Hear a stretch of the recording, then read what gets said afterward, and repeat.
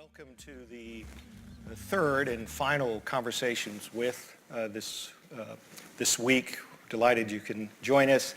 The format is the same we use every year, and we'll have an opportunity to talk to our guest and then open it up for questions. We've got roving mics, so when I kind of give you the sign, if you could just raise your hand and we'll get a mic to you. I'll try to move back and forth through the room on this. Today's guest is truly somebody that really doesn't need introduction. One, because you've seen his background and his bio throughout the week as one of our conversations with guests. And second, of course, everyone is aware of Julian Assange. So I want to welcome Julian to the IBA. If they switch, see if we can, there he is. Julian, thank you for joining us, and I want to thank you personally because I know it's quite early in the morning, I think, probably around 3:15 in the morning, so we appreciate that. 3:15 a.m. Absolutely. And I asked Julian before I got on here whether he was able to get some sleep or he just kind of worked through it. He said he's worked through. He's had a busy evening. So again, thank you for being here with us today. Let me start, if I could, with a more general question about WikiLeaks and your approach to the issue of kind of good versus harm. And whether or not you think that there is a balance as to what is presented to the public through WikiLeaks. Obviously, one of the highlights came from the records that were released from Private Chelsea Manning.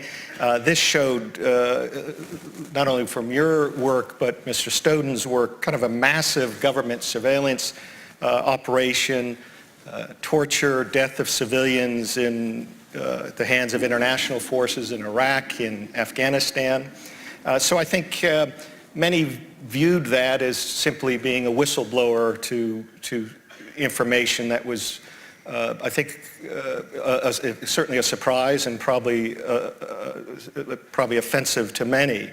But on the other side, you have, through WikiLeaks, published millions of documents that deals with hacked emails of corporations, public figures, international trade agreements, and they have at times damaged kind of individual privacy and some would argue without kind of public benefit. How do you go about, or do you at all go about, in making some distinction between what you think is something that needs to be known and others that might be harmful or might not just simply be crucial or important?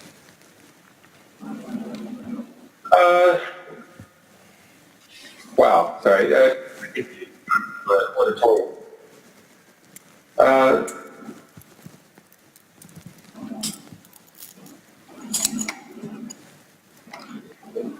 In some ways it's a great question, in other ways it's not at all.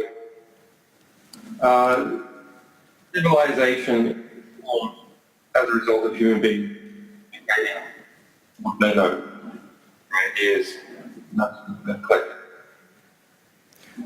Julian, we're having, I apologize for interrupting because you're kind of going in and out, which is unfortunate in the technology issue.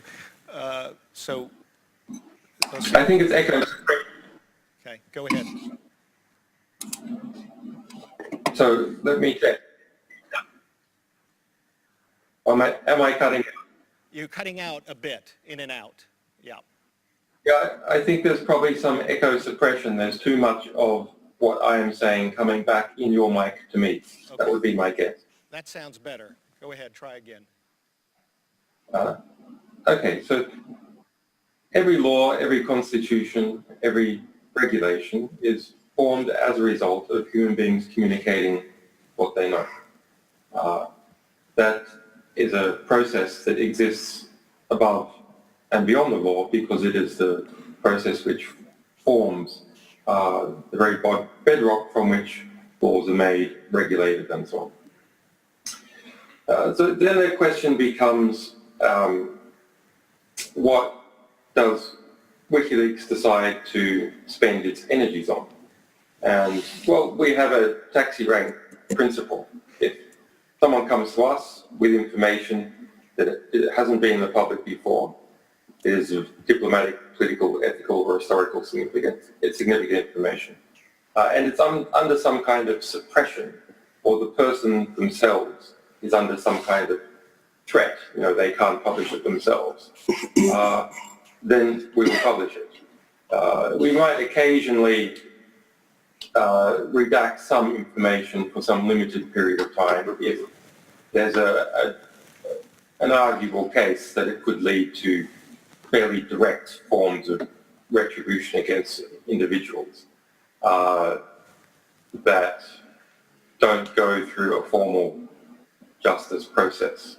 So someone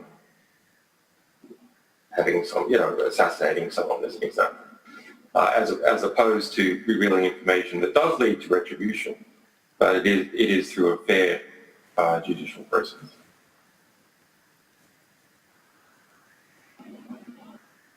What is if you look back at trying to, and I sense that, well, really that balance, other than if it has a direct harm on somebody, you generally then objectively put the information in consequences or consequences. And again, getting back to the initial leaks where people found out about this government massive surveillance, I think many people felt, yeah, that's something I didn't know and I wanted to know. And I'm glad you presented that. Obviously, there are many that would disagree with that. But if you turn to a situation, and one example is the one that came out this past year on the presidential elections. So WikiLeaks had made a decision to publish thousands of emails just before the election in the U.S. And I suspect that in doing so, there had to be some recognition that this was going to have an impact. Consequences were going to occur. We've read where Hillary Clinton has said, well, actually, the WikiLeaks documents contributed significantly to her defeat. Donald Trump's tweeted, "I love WikiLeaks." So was there any assessment on what those consequences would be in putting those emails, leaked emails, out at that particular moment? It looks to some as just an agenda, that maybe you disliked Hillary, you wanted to move in a different direction. How do you respond to that kind of review and decision making? It's quite. There's an interesting issue about why this topic comes up at all, which perhaps we can get on to later. No, it's WikiLeaks as an organization which is committed to be the most aggressive publisher in the world, the strongest defender of press freedoms, that has never been accused of censoring one of its sources, and has obeyed scrupulously its reputation for accuracy and boldness in publishing, and having never unpublished something. We're not in the business of censoring information. But if we get information about an election, before an election, we will do everything possible to publish it at the moment where the public are most interested in it, which is before an election rather than after. And it would be a betrayal of our role before the public to, suppress information to the benefit of one candidate or another. But you recognize then that there were consequences that in this particular election. Do you see that in fact WikiLeaks did contribute? Not really, because we looked at the polling like everyone else did, and the that essentially the whole establishment of the United States, with the exception of Fox News, perhaps, was united behind Hillary Clinton. So those factors led us to the conclusion that Hillary Clinton would win, and our publications wouldn't make a significant difference.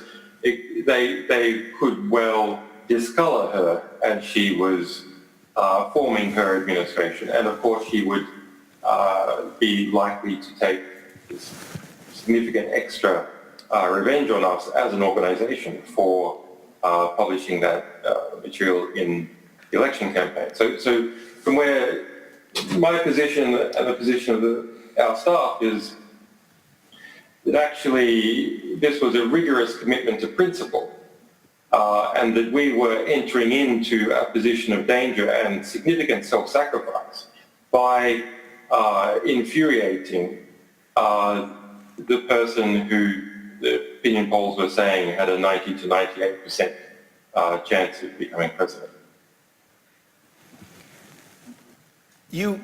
Continuing on that line, because it still is debated right now. It's being debated in Washington. But I mean, even if we had known that that Trump would be elected as he in the end was, I mean, wouldn't have changed that at all. I mean, if you have principles, you have to live by them. But if you otherwise, they're not principles. You can't decide whether I have a principle just because the situation mildly changes. I disagree with the analysis of the hysteria about the US president and frankly the power of presidents in general. Getting back to that point, though, in the sense of the perception that there might be an agenda, it was known that you didn't have a real like of Hillary Clinton. I think that was common knowledge. You had your issues when she was... I think that was common to about 50% of the American population. Okay. Well, at the time... And I think that probably the majority of the rest of the world's population, actually. Right. At the time... I mean, I don't know the woman. I don't have, I'm not one of the... I'm not in high school. I don't have dislikes of people that I haven't met. It's a more kind of... I don't like their policies or their, the way that they might lead towards, for example. On those leaks, in the sense you had mentioned earlier about kind of an objective process of getting sourced information, if it met kind of the criteria that WikiLeaks has set out, then you publish it, you put it out on this. So I want to ask you, still on the presidential election leaks, in the sense of that source material. On the leaks that happened on the Democratic National Committee, at least now in the United States, there's a fairly consistent position from the National Security Agency, the FBI, the CIA, that information that was leaked was actually sourced by Russia military intelligence. And they are adamant that that's where that information came from. I've read where you have said, well, that's not the case. But is it possible that if first of all, I'll just ask you directly, how do you know that it was not from Russian military intelligence when it seems that everybody that's looking at this right now suggests that it was? And is there a sense that WikiLeaks could be an unwilling or willing agent of a government, in this case, Russia? I mean, you're sort of suggesting, I don't know, that a public service like the postal system might be an unwitting or willing agent of all sorts of people transmitting the post. It doesn't mean you close down the postal service. But in relation to our sourcing, on this particular issue, our source is not a member of any state or those various publications related to the election. Now, there has been an intentional conflation between a variety of other publications and other leaks that appeared in the US press with material that we've published. But the formal position of US intelligence, as stated by President Barack Obama and the head of the ODNI, etc., is that their formal position is that they believe that with high confidence, the other with slightly less, that Russian actors hacked the DNC. I don't know that they speak about our Podesta publication, and that through some circuitous chain of intermediaries, that information was given to us. That's what they claim. The interview that you gave in the New Yorker, which I suspect a number of people have read anyway, said that, and I'd like your thoughts on this, because obviously you've indicated now with U.S. intelligence that they're kind of saying what they want to say. He says this, quote, "Whatever one thinks of Assange's election disclosures, accepting his contention that they shared no ties with two Russian fronts requires willful blindness," unquote. So do you think that this will continue to be the general perception of that particular leak? We have now Bob Mueller, who's investigating, undoubtedly will be looking at this as well. Are you confident that this will not lead to a scenario where the evidence is overwhelming that in fact those leaked emails came from Russian military sources? Of the emails that we published, I'm confident that our sources will never be shown to be that. Yeah. I mean, look, enormous energy has been put into the alleged Russiagate investigation in the United States. Enormous energy, vast resources across the FBI, CIA, NSA, the Democratic Party, the democratically aligned press, which has the best investigative capacity, with extremely little to show for it. Although they are saying over the course of a year. So that's I'm speaking more broadly now about the attempts to tie the Trump campaign team to Russia in some way. I mean, I don't know. Maybe the campaign has, in other respects, relationship with the Russian government. I don't know. Just looking at the look, it's a little bit like the situation with weapons of mass destruction in Iraq. So before that, before the war and before they were discovered that there were none, my analysis was that vast resources were being put into trying to find any at all, or any evidence, and to amplify whatever could look like something. Huge resources. And that there hadn't been anything of substance. And that therefore, my view was that perhaps Iraq had some chemical weapons, but these were not of strategic significance, clearly. Otherwise, these vast resources would have turned up something. And so this would be my guess about the Trump administration's contacts with Russia. That maybe there's something there, but if so, it's not of significance. Because if it was of significance, the vast resources that were put into it and the whole year of time would have turned up more than they have. But if that may very well be the case, but what I'm suggesting is that there seems to be consistency now emerging, at least in the United States, from all of these agencies, that there's little doubt that those emails and the hacking of the the Democratic National Committee was in fact done through Russia military intelligence. And if that is the case, then the question... Where are the leaks? There's like Washington's leaking like a sieve these days, which I'm proud of having contributed to that dynamic.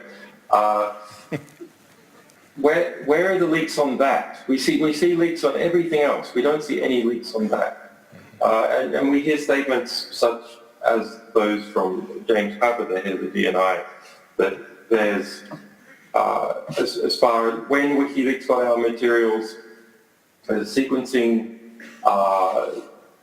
they don't know. So, I mean, they don't even know about our communications with our sources, when they happened and so on. So I think what's occurring, I think that the way that they're constructing this is that if you go back and you look last year, you'll see that prior to the Russian hysteria, the US government came out and said that that 5 or 6 different states or organizations had been involved in hacking the BNC, RNC, and so on over a number of years. And that's absolutely what you expect. I mean, we published proof showing that the CIA was tasked to hack the French elections, the one before Macron, and in a very invasive way. So that's absolutely normal. Every major political party of a major country has hackers from a variety of countries, and private organizations contracted them by them in there. So I think you've got, on the one hand, perhaps some forensic trail showing one state or another state in these organizations. And then on the other hand, you have WikiLeaks publishing things. And what I don't think there exists is a proper connection between these two. It's an inferment, an intelligence inferment by the ODNI. All right, but hypothetically, if you had a sense, an awareness that the information that was being passed to WikiLeaks was coming from not an individual hacker, but it was coming from the military intelligence of a government that clearly had its objective to sway the US elections, which seems to be a fairly objective position right now from all sources. If you knew that, would you still publish it? Or would you say, well, no, I'm not going to play that. I'm not going to become an agent to the influence of this party or this government, state, in trying to interfere with the elections of another country? Yeah, I don't know. We haven't been in that position. It's an interesting hypothetical question. I thought about it in a different way, which is, what if a large state, say China, what if we perceived that a large state, say China, gave us information to publish about Taiwan, much smaller state? Will we have a problem with that? Maybe. Maybe. We don't have a rule for that. We have to think about it. We have to think about what that rule is. But it's not like if we don't publish something, it disappears. You know? When we publish it, it gets properly assessed and analyzed and so on. If we don't publish it, it will appear somewhere else. So it's not like we're actually contributing to a problem. Actually, we're contributing to understanding what the information actually is in such a case. So some room there on this. You've talked about a bit earlier about journalism, but you've been pretty critical of that. You said in the New Yorker interview, quote, "We come not to save journalism, but to destroy it." Quote, "Journalism doesn't deserve to live. It has to be grounded down into the ashes before a new structure can be formed." So I'm curious about that, because you do rely on journalists. WikiLeaks has part of its staff and its whole process, journalists who are involved with it. So is this mainstream media that you're criticizing? It seems the journalistic integrity... Yeah, I think you'll see somewhere in that quote I say something that there's a fundamental information asymmetry between the journalist and the reader.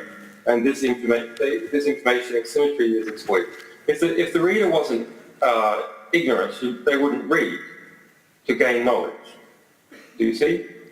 Therefore, because the reader is by definition ignorant, otherwise they have no interest in reading, this then causes a knowledge gap which can be exploited and which is exploited all the time. Yeah, I'm very familiar with that. I would say that something like in the Western, in the big Western countries, something like 2% of journalists are credible, in my view, in terms of accuracy.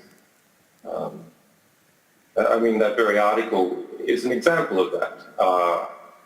That quote is presented as if I said it in an interview to this journalist. I didn't. I said it in 2010, a long time ago, but constructed to, I guess, further a particular democratic narrative.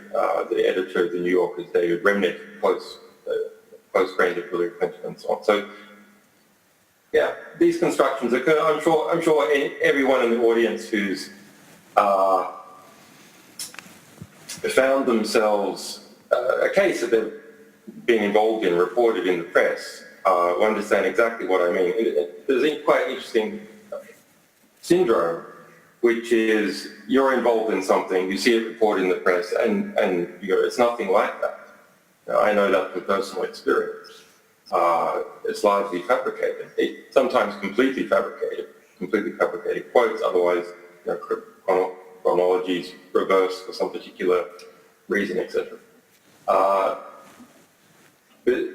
what people then don't do, and I even catch myself falling to this, is that we then look at a story that we don't have direct knowledge of its truthfulness because we're not direct participants, or something about foreign affairs, etc. And we assume it's accurate. No, that dog food is made exactly the same way as I'm mixing my metaphors now, but that dog food is made exactly the same way as the stuff that you saw and understood how bad the process was. This past this year, I would actually say that look, I believe in education, and WikiLeaks and important public records are adult education. It creates a defining environment of what we can, in some sense, agree to be true. And obviously we all have different angles on a particular archive or public document. But at least we can agree it is a public document. It's true, and WikiLeaks has a pristine record over 11 years of publishing only information that is accurately described. It's remarkable. Yeah, so I believe that our civilization can only be as strong. Together as human beings, we can only rise to the height with which the knowledge scaffold that we have can reach. And if this scaffold is actually made out of plasticine or supports that seem strong but actually create a picture, then you can't reach very high. And I think we see that all the time. The corrosive effects of selective news reporting, complete fabrications, hype, hysteria. Yeah, I think the press is in general a very toxic instrument and extremely corrosive. And when it does its job right, and it does do its job right sometimes as a result of, a few good journalists, then it's a remarkable thing. Well, The gap between its potential achievements and its actual record is so immense. You really have to question whether the world would be better off without it. Perhaps even a reversal of this. I mean, that's a fairly strong indictment on, mainstream media, when I think mainstream media, whether it's... I don't think the alternative media is any better. In fact, it's frequently worse. But WikiLeaks has the right... Of course. Right. You had just referred to a platform, and we're with, of course, an international audience of lawyers, and so law plays an important platform for the IBA and for lawyers in general. We know that this past year Sweden dropped the arrest warrant that had been part of a European arrest warrant that came out in 2010. They've dropped that arrest warrant, but during this time you were very critical of Sweden, suggesting that it had a poor judicial system. I think many people thought that was a bit harsh against Sweden. So 2 points. One, fundamentally, your failure or your desire not to engage with the issues of that arrest warrant on the attempted rape, the allegation of that, was that done primarily because of your concern for extradition, or did you just have a complete lack of faith in the judicial legal system to provide you a fair hearing and a fair process on that issue? No, Sweden would not guarantee that I would not be onwards extradited to the United States. And I had a complete lack of faith in Sweden's ability, of its judicial system's ability, and I guess more broadly as a political society, its ability to fairly carry out a hearing in relation to a US extradition. Because there's obviously various hooks that one could use in Swedish law, or pull downs from European law to try and resist onwards extradition to the United States. And my experience in Sweden and how it was dealing with the other case, not even case, preliminary investigation. I was never even charged. That made me very concerned about its resilience as a judicial system. I mean, it's my philosophical takeaway from that experience and others is every state has a level at which its judicial system breaks down, where the political nature of a case or the opponents of the accused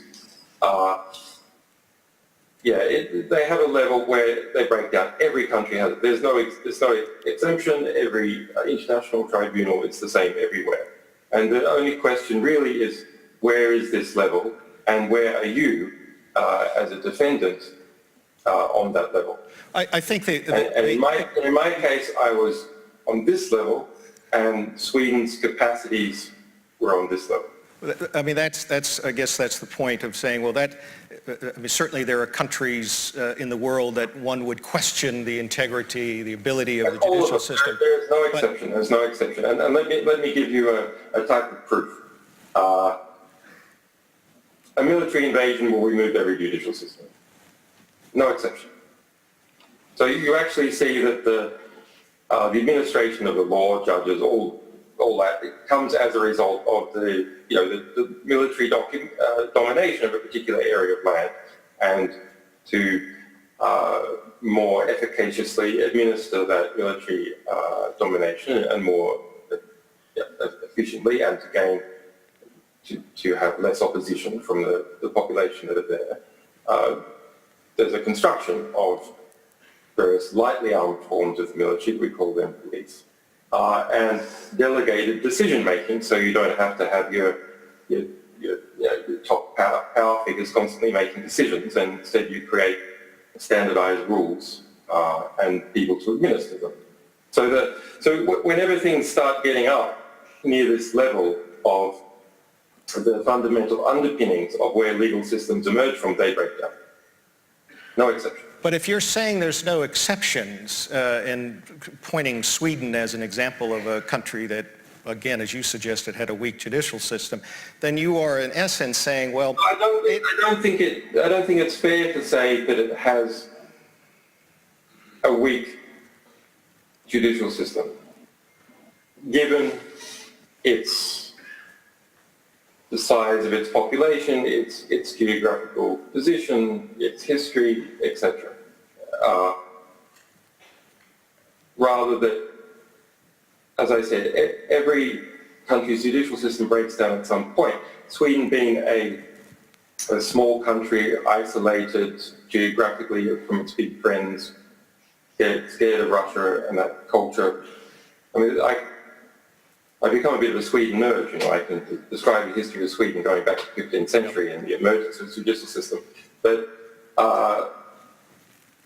it's basically what you would expect of a country about that size that is deeply integrated in the US armaments logistical supply chain, and also the United Kingdom, where its most powerful, influential companies and families are part of that, the Bollenberg family and so on.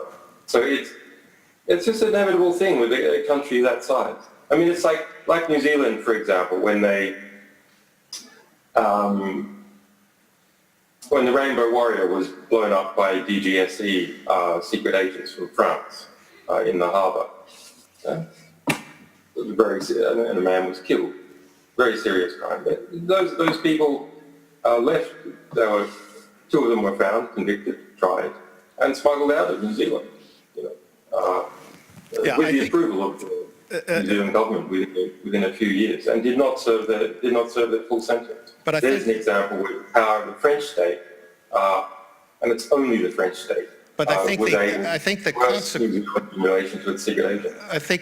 consequences of that, and I'm going to ask now people to get prepared to ask Julian some questions. The only concern there would be the consequences that if one is saying, in essence, well, all legal systems have trouble and they break down, as you say, and therefore, as an individual, I'm not going to place myself within the context of that particular legal system, then the perception could be, well, you've avoided a legal process, and what does that mean for the rule of law generally if everyone can kind of make that determination? No, I think absolutely not. Absolutely not. Sweden avoided the legal process and engaged in an illegal process as the finding of the United Nations. The UK appealed that finding and lost again. So Sweden was formally condemned by the United Nations. It was a formal litigation before the UN Working Group on Arbitrary Detention. This is the UN Working Group on arbitrary detention and all that. They would not follow the process of even asking me the first question. They refused to even ask me the first question in that entire process. I was never charged. I had already been found to be innocent by the chief prosecutor of Stockholm. So a completely corrupt process. Absolutely corrupt. All right. Let me. And yes, did I then say no? You have to do things reasonably. The behaviour which you've engaged in gives me no faith in relation to onwards US extradition, and they had also rendered people to the CIA, previous refugees and so on. It gives me no faith. Therefore, pick up the phone if you want to speak to me. Do what is normal in Europe. Send someone here to ask me the first question if you want to resurrect what investigation where I had already been found to be innocent. Well, that process. We had to litigate for years to get them to even ask me the first question.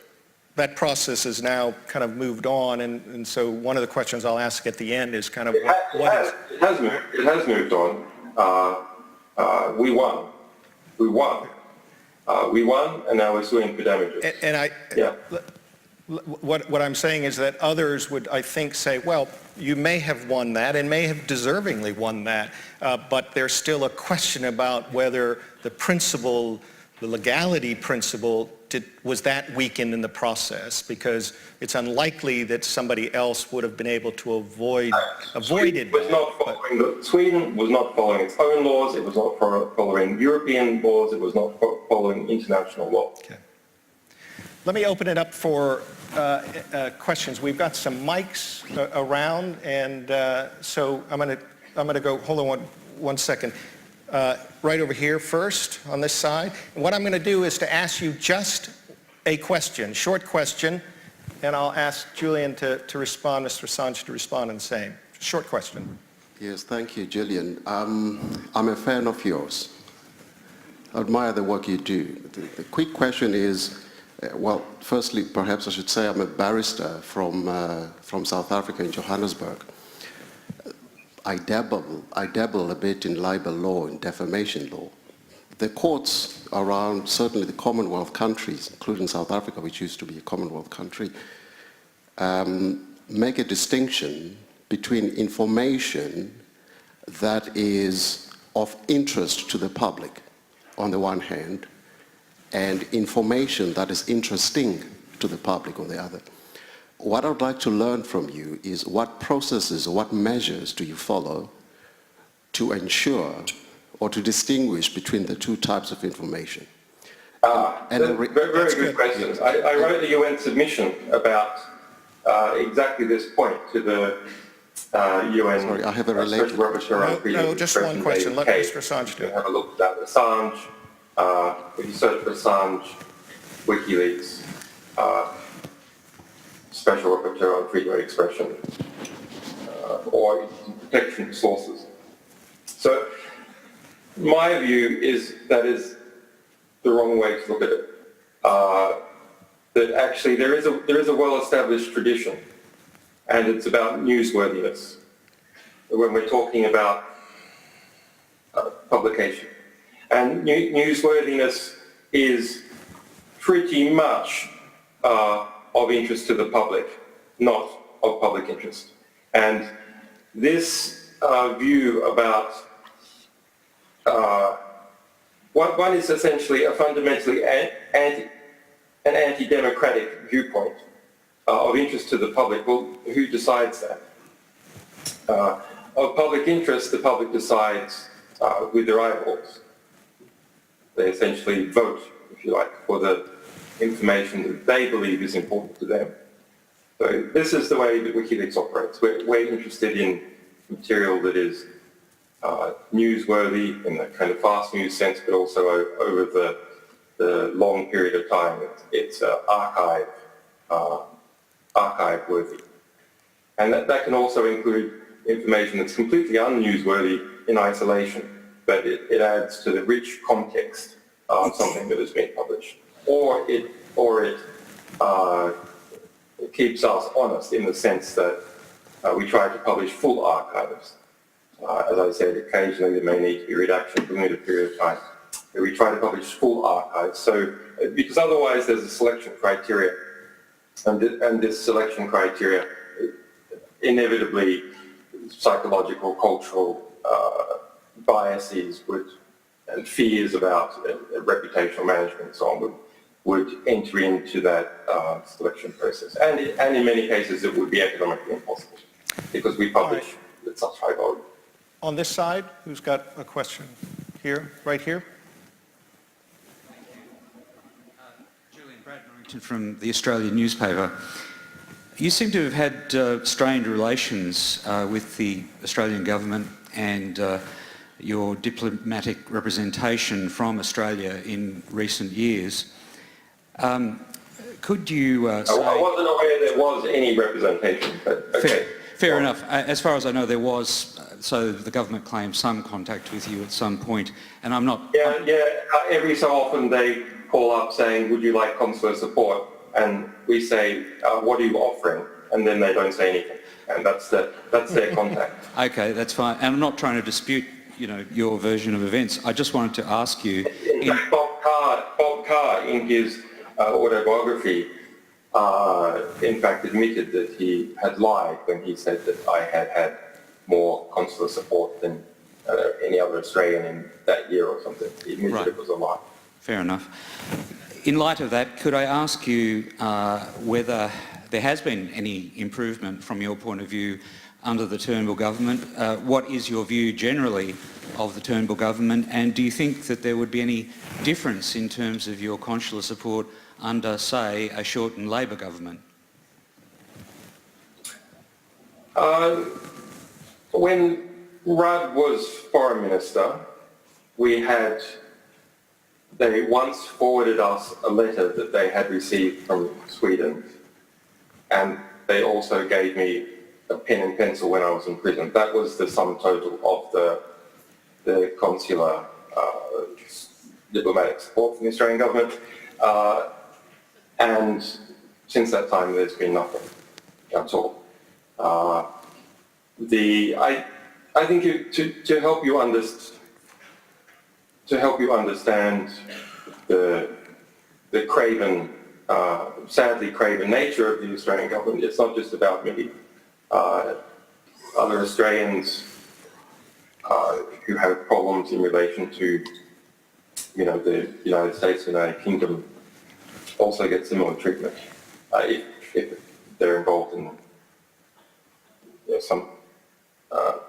if they're political irritants to those states. So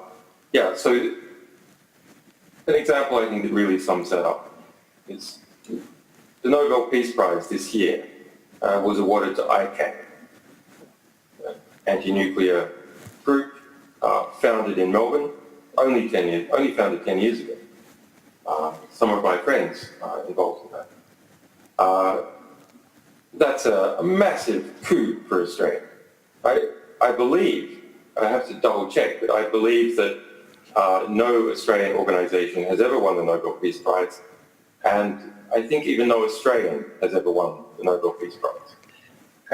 But Malcolm Turnbull could not bring himself to congratulate an Australian organisation for winning the Nobel Peace Prize, because, of course, the United States has nuclear weapons, and Australia is integrated with that system. It's disgraceful. It's pathetic.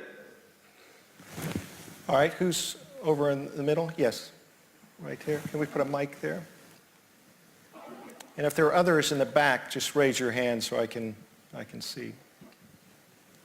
Thank you, Julian. You've stated your distrust to journalism, and I was wondering what your opinion is on the novel means that the current U.S. president is using to address the public through direct social media. Is this a method that should be mirrored by other diplomatic politicians to avoid filtered news and press to the public? Yeah, it's an interesting question. In general, yes, that's an extremely positive thing. The particular way Donald Trump uses it, he is a very unusual psychological character, very, very unusual, that he lies like that constantly. Gargantuan lies. So it's not a positive. Every time lies are communicated, it's very rarely a positive. It's a type of intellectual pollution in the library of mankind. On the other hand, he also tells the truth like that in situations where normally people would not tell the truth. They would normally either not say anything or they would conceal in some way. And the result of the second part is very many interesting things being revealed about the structure of US power. And the result of the first part, of course, is all sorts of dangerous distortions which enter into our perception of our perception of reality, or some people's perception of reality. All right, who else on that? Raised hands? Right here. This?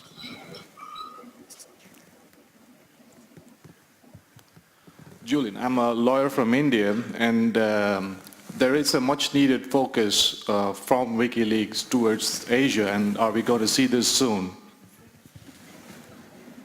Well, so I wouldn't say I know India well, but actually Indians are our second biggest readership outside the United States. And as you might have seen over the years, we've had a lot of interesting information being released on India. Of course, the Indian Parliament to walk out 8 times. That's a question of expansion, really. When we get such information, we publish it. For example, the Indian ID card, the original, or close to the original plans, well before implementation, we published. But yeah, expanding WikiLeaks. Well, what does an organisation need to expand? It needs to not be distracted by about a dozen different serious legal cases, and it needs to expand its capital. We're doing okay in terms of more than breaking even and slowly expanding. But yeah, if you know of Indians that I guess could form some kind of intellectual nucleus for WikiLeaks in India, I'd be interested to hear that. Yes, the gentleman up there, in the middle there. Mm-hmm. Yeah, right there. I see you. Oh, no, not you. Sorry, I apologize. I want to go further up. He's now standing up. There is, the mic is over there.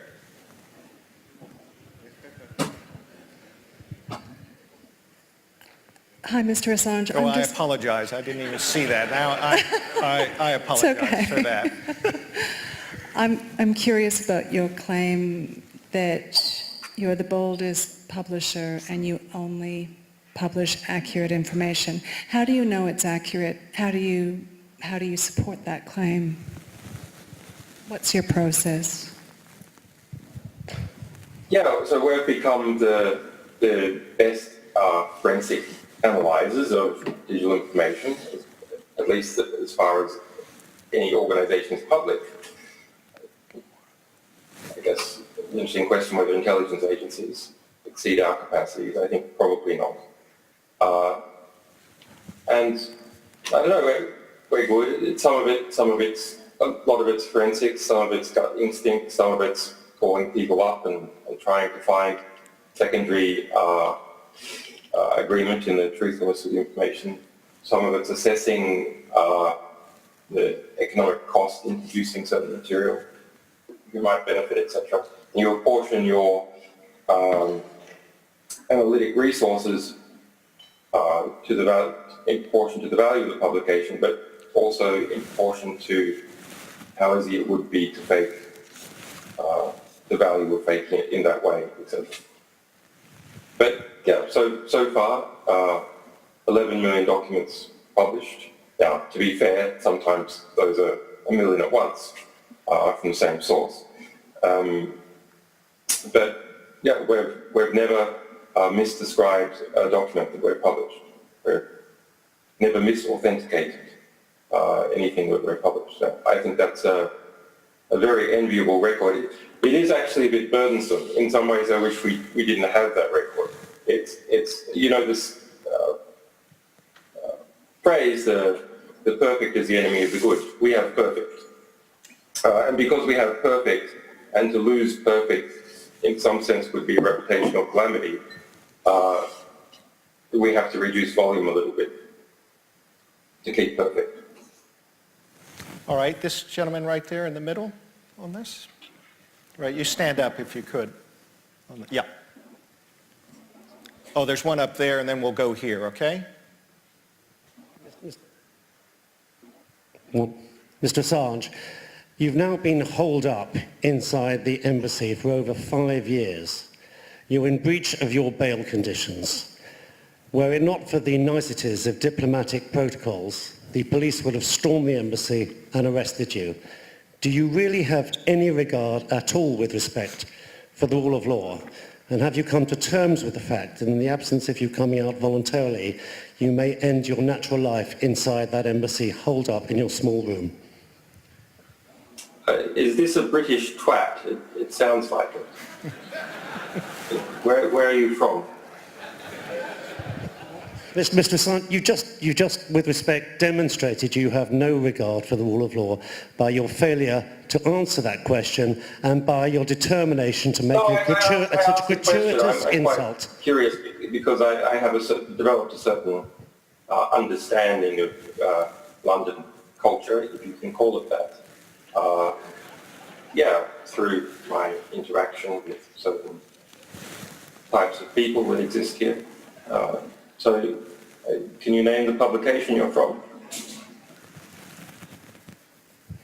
I suspect he's not. I think he's probably just I'm just a humble lawyer and somebody for whom you have shown by your comments you have no regard at all. Sorry, and I apologise for being British.